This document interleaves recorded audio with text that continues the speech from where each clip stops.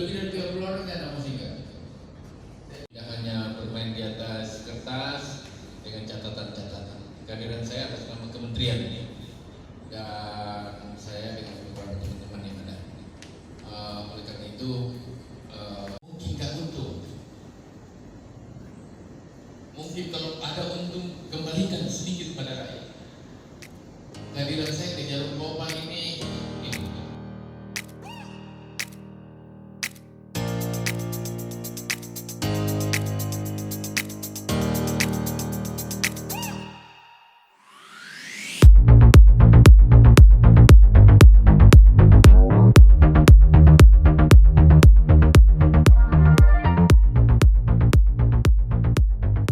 memastikan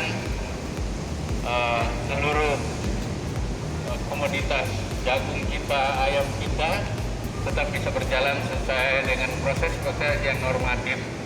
Normatif itu tidak ada kegamangan dalam baik oleh panen raya jagung kita, khususnya di Sulawesi Selatan, dan bagaimana industri kita tetap bisa yakin pada posisi yang ada.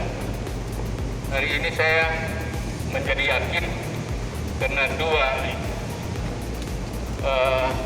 industri besar kita yang ada di sini menopang jagung yang ada telah memberikan komitmennya untuk kepentingan negara, bangsa dan rakyat. Jarum Kopang dan PT Jampang tadi mereka mengatakan siap membeli sesuai dengan HPP, harga dasar pemerintah.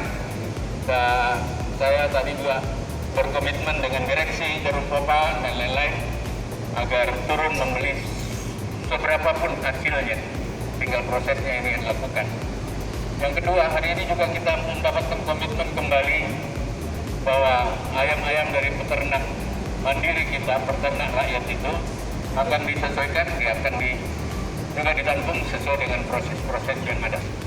Saya kira itu yang paling penting hari ini, sehingga yang beredar di medsos di mana saja yang mengatakan harga udah jatuh sampai 1.600, harga ayam ini berlebihan.